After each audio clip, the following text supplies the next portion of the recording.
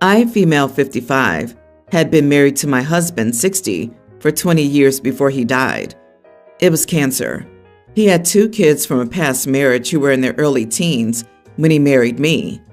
I had a pre-tween from an earlier relationship as well. We didn't have any more kids. I tried to treat my stepchildren as my own, but they never accepted me. They were rude and insulted me whenever they could. Since I didn't work, they called me a gold digger who married their dad only for his money. My grandparents were quite wealthy and left me a lot of money when they died. I lived well below my means and chose to stay home and raise my daughter since I could afford to do that. I didn't need his money at all, but I didn't bother sharing this with his kids and told him not to either.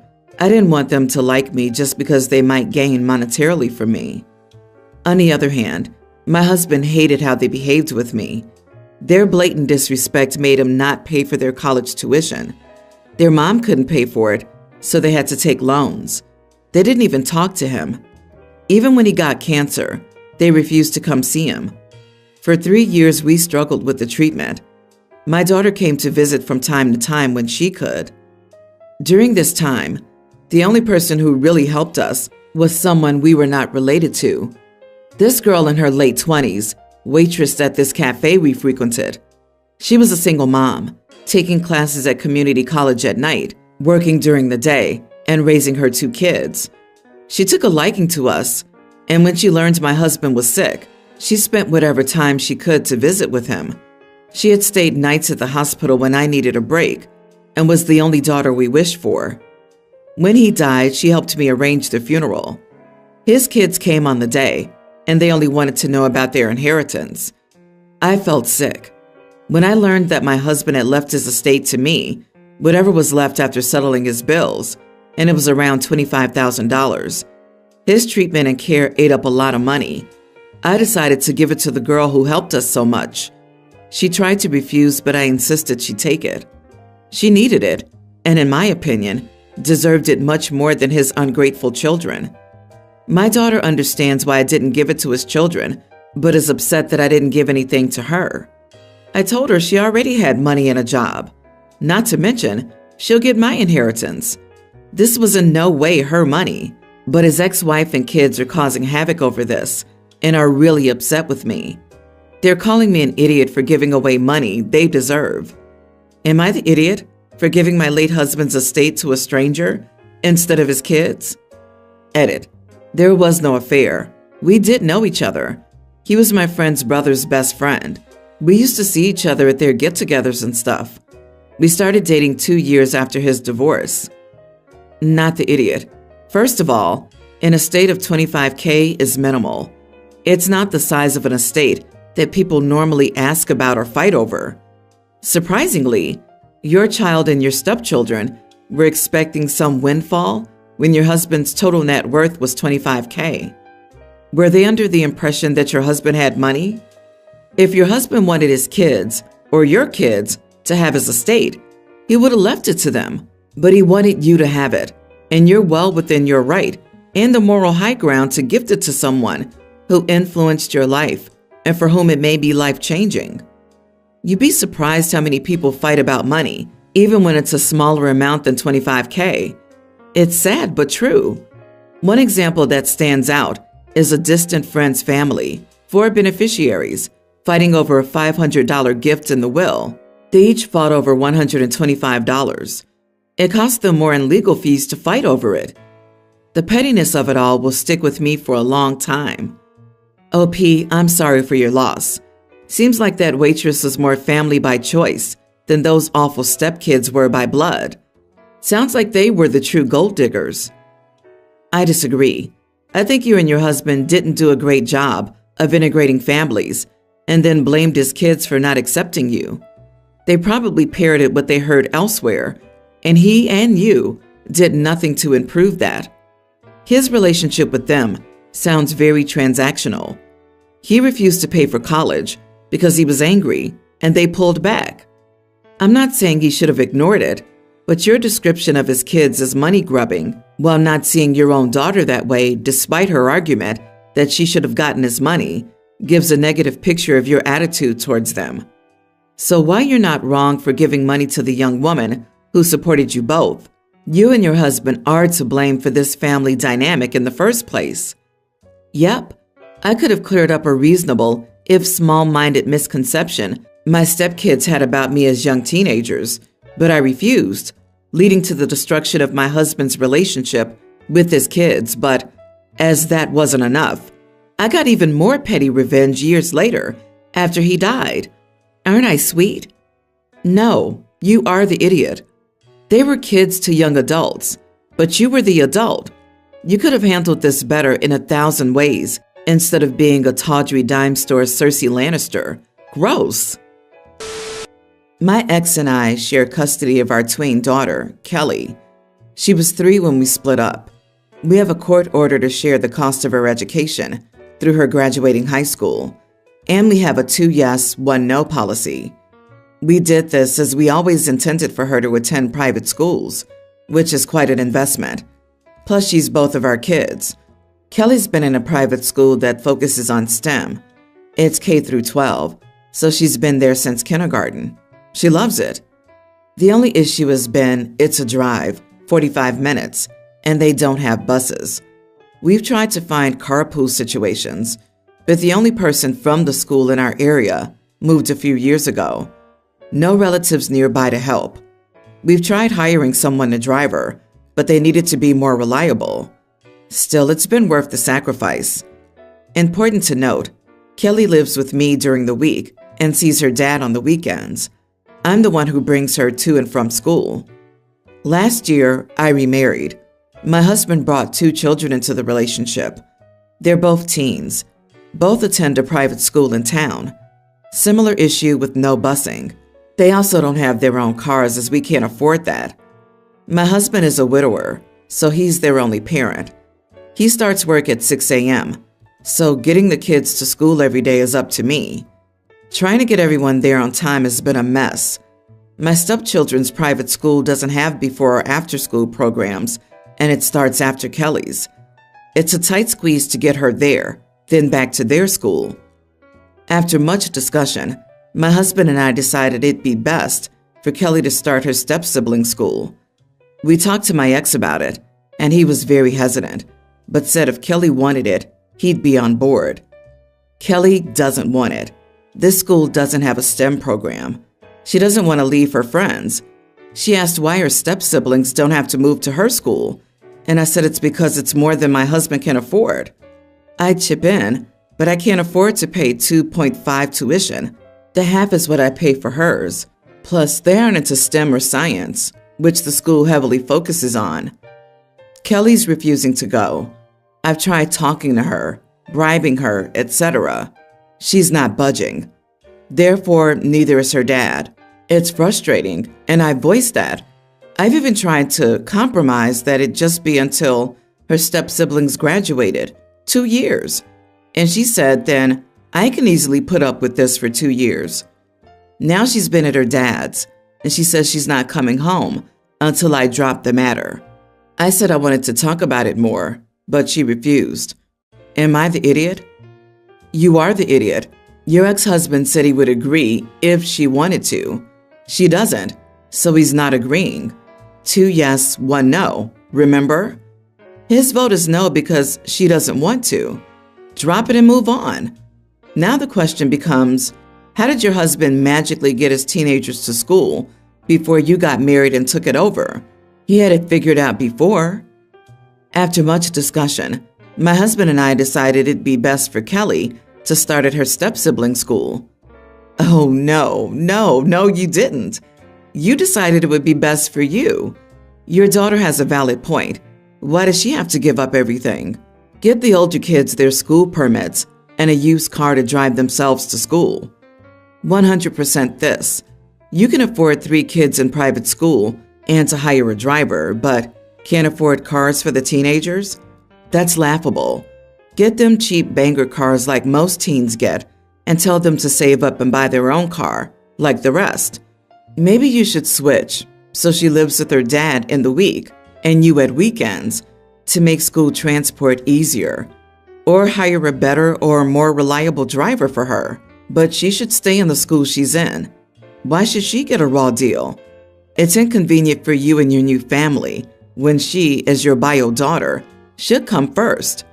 If hubby can't afford his kids' school fees, that's his problem, not your daughter's.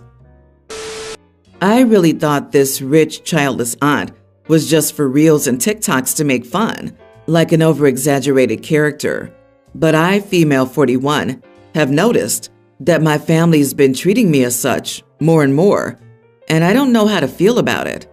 My partner and I are never the center of any attention, even if it's something that has to do with us.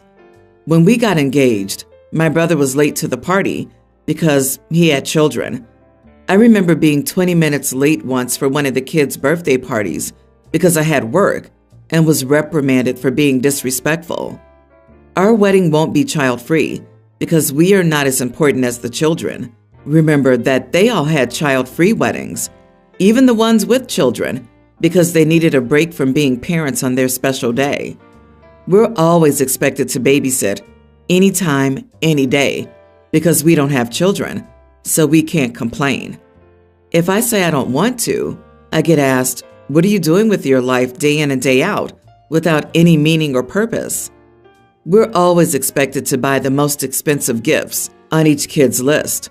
My partner and I are well off, and we always hear that we don't have real expenses like them. My nieces already believe that my possessions, like my jewelry and designer stuff, are theirs because they will inherit it from me anyway. Am I overthinking it? That's not coming from only one or two, but from both sides of the family. My 2 siblings and my partner's 3 siblings. I have the feeling that they think I'm not as worthy, not an equal. My life is less valid. I've started to resent it. I feel like I need to take care of more children than any parents I know, because at least parents are only expected to take care of their children. I've spoken to my partner about these feelings, especially after our engagement party that people were late to, and nobody even cared about us. I told him I didn't want to be the rich, childless aunt anymore. He wasn't feeling the same disgust, but he did understand me. Would I be the idiot if I put a stop to this? I'm child-free for a reason. I think children are exhausting. Nothing to do with love. I love my nephews and nieces to bits. I don't want to babysit. I don't want my life to be about them. I don't want my wedding to be about them. And I don't want my death to be about them. I've always done charity work, and I intend to leave everything to charity. My partner was so appalled by my decision, but I told him that he could leave his money to the family and that I was not making him donate anything. He's very upset because I'm the one with the real fortune. Not the idiot. It sounds like you've let this go on for way too long, but it's not too late to fix it. I'd do exactly what you've suggested. Opt out of childcare, make the wedding child-free, and donate your fortune as you see fit. It's yours, and get a prenup while you're at it. Just my 2 cents. Darling, you need to talk to your family. Ask them if they have a problem with your choice to not have children.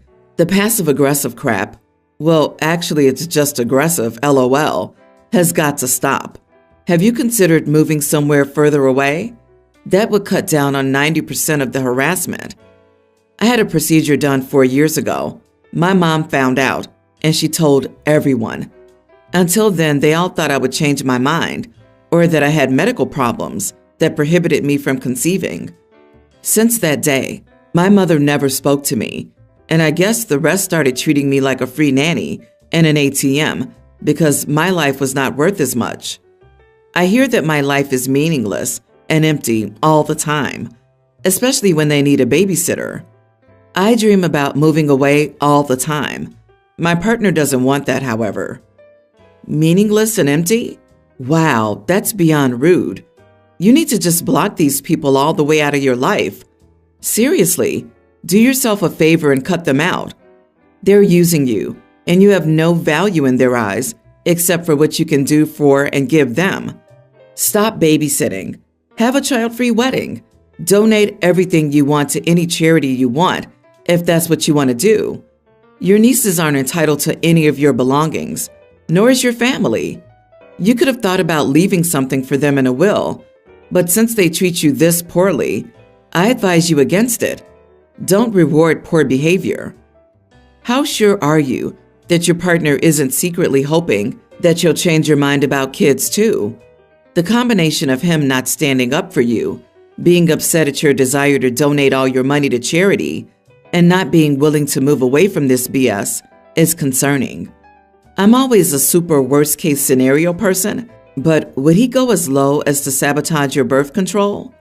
He seems like a greedy goblin, and I bet it's his nieces who look at your things with greedy goblin eyes. I, 28 female, have been married to my husband for 18 months, and we're expecting our first child. When I first met my husband, we discussed children and even naming children. We both wanted kids and felt that kids deserved their own names, not honor or long-standing family names.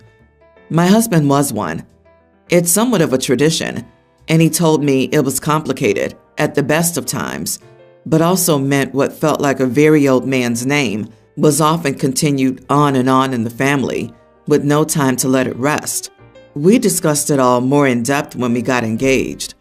We had agreed that we would stand together and not give a son, if we had one, the family name that would be expected. We're now in the very position we had discussed, and my husband has changed his mind. The name in question is Arthur. The name has been far more popular in the last couple of years, and I worry that its rise in popularity and the familial pressure have made my husband give in and decide that we should stick to the tradition. I'm very upset about this fact, and my husband and I have been disagreeing for nearly 3 months now on the name. I still believe that children should have their own names, and I still don't even like it. He's gone back on our promise, and that stings. We were at his sister's house on Saturday for her daughter's 3rd birthday party. While we were there, certain family members, mostly his mom, brother, and grandfather, told us we should announce baby Arthur's name, and I told them Arthur would not be my son's name. My husband said we still needed to talk more about that, and he would find a way to talk me around. His mom chimed in with a remark about trusting them to name babies over my parents, who sought to give me a trendy and boyish name, Riley. I told her she was rude and had no right to insult my parents. My husband told my mom that she was stepping over the line. She said she was calling it like she saw it. She also claimed my parents had an even bigger issue with middle names, which, according to her, shows that my parents only ever considered themselves and not me or my siblings. My husband told her to stop, but he brought it up again, and I told him I would not be pressured into a name. We had both agreed multiple times what we would not name our son. Then his family got involved again and told me I shouldn't want to deny my son the chance to hold the family name. They also told me it wasn't fair for me to unilaterally decide his name. I told them to mind their own effing business, and I did say effing because kids were around, which was between my husband and me. They were shocked at how I spoke to them and told me I should have apologized and left. They still want their darn apology. Am I the idiot? Not the idiot, but you've got to figure out a way over the hump with your husband. Your ILs are being 10 pounds of crap in a 5-pound bag, but you can ignore them. But you have to live with your husband. He's wrong for the betrayal, and I don't blame you at all for being hurt and angry, but maybe look into some short-term counseling and take advantage of a neutral third party to mediate. Also, your husband doesn't get to give your kid just his surname automatically. Keep that in mind too. Actually, the kid takes the mother's surname. It's just that traditionally, the parents were married and the mother had already taken the father's surname. My husband, son, and father-in-law all have the same first and last names. It's a freaking nightmare. From getting loans to just everyday mail, it's a circus. Don't do it. Make sure to tell your L&D nurse to only give the birth certificate papers to you. He might try to fill them out behind your back.